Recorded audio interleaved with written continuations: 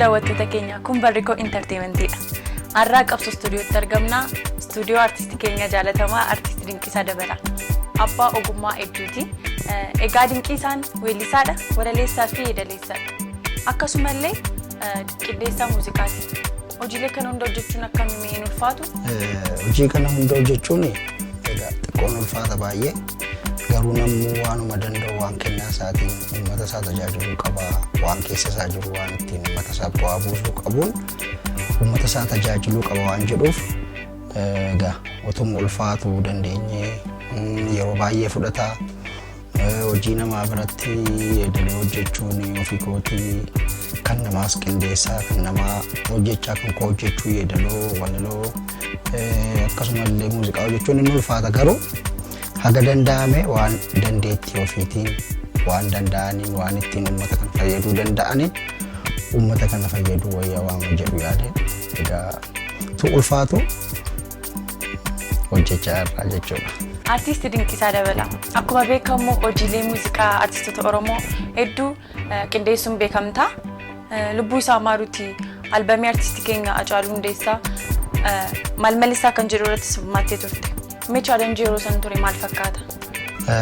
Hojii albamaa Hacaaluu Hundeessaa hojiilee sadiin hojjedhe.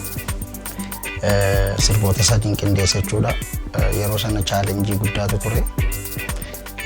Otuun qindeessaa jirullee hojii sanarraa qabamee hidhameen ture. Achi booda hidhaadhaa ba'een hojii sana itti deebi'ee hojjedhee xumureetan maatiitti kennee ammas gara mana adabaatti deebi'ee chaalenjiin ture walumaa galaa ulfaataa ture baay'ee. Egaa aga dandeenyee inni iyyuu lubbuu nuuf wareegee inni iyyuu lubbuu deebii hin qabne uummata isaatiif kenne.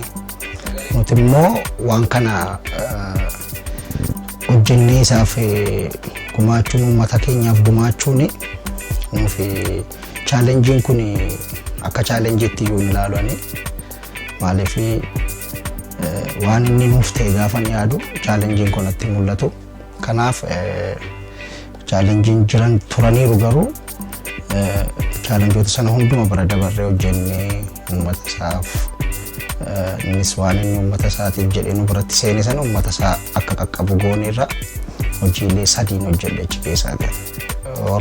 Horroolee yaa goota koo handa beesan jaallu yaa goota koo kan jedhu maal naa wayya kuullee koo kan jedhu madda walaabuu kan jedhu sirba Baalee sirba Kamisee fi sirba Dhiichisa Shawaatti kan inni hojjedheef.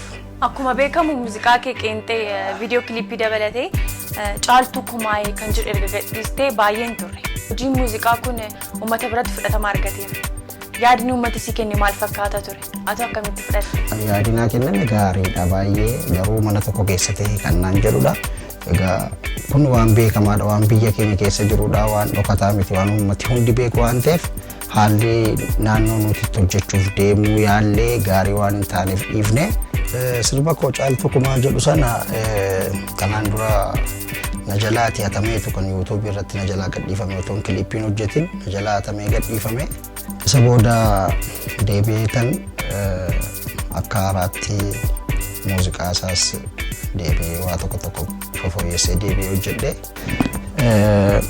Kana malee sirba kana haala biraatiin illee ammas kan uummati beeku bor kan uummati eeguu qabu haala biraatiin illee wanti hojjennee fidaa jiru jira.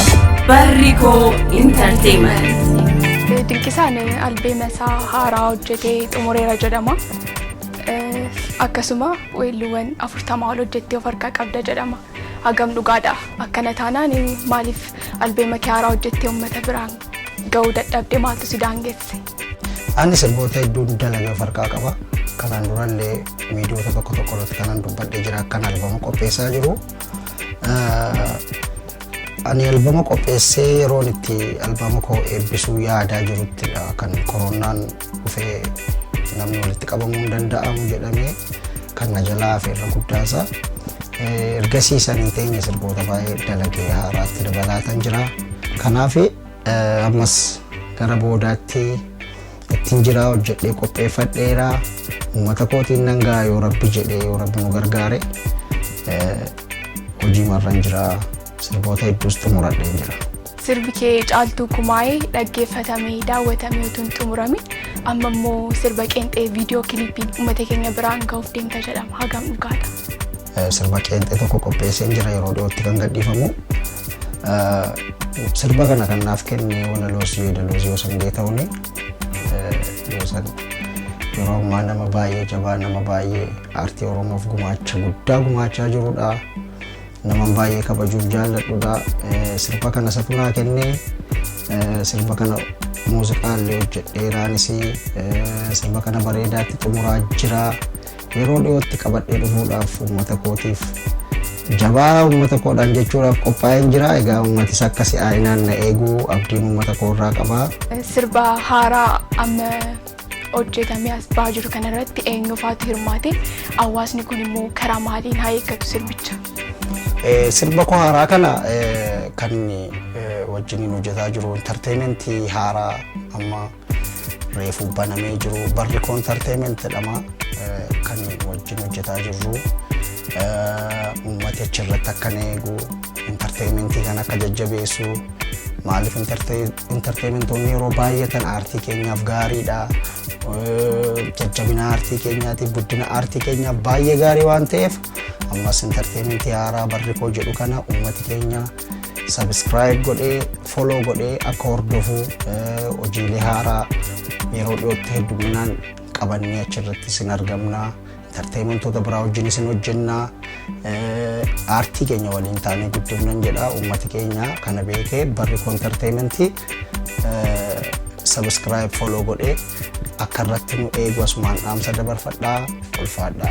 Egaan kabajamtoota daawwattoota keenya qophii keenyaarra qabsoo istiidiyootti taasifnee weellisaa keenya kabajamaa jaalatamaa aartistii Dinqisaa Dabalaa waliin taasifnee asumarratti goolabna.